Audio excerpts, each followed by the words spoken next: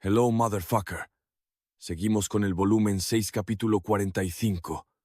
Un estado de asunto explosivo. Se ve a la nueva Rese y recargada. Al parecer es muy rápida. Llegó en un instante donde el tiburón y el motosierra. ¿Será un mano a mano con el tiburón? ¿O acaso será una masacre? Rese tiene golpes explosivos.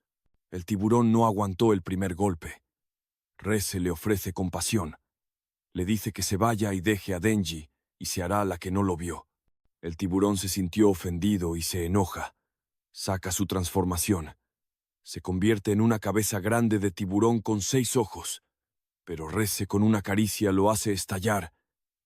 Y el tiburón quedó como una sardina. Personas en un lugar equivocado. Al parecer son cazadores en busca de su muerte.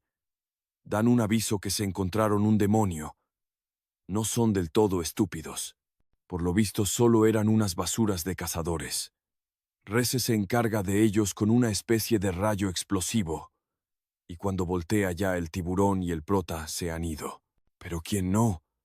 Al ver todo el desmadre que se está formando, cambiando de plano.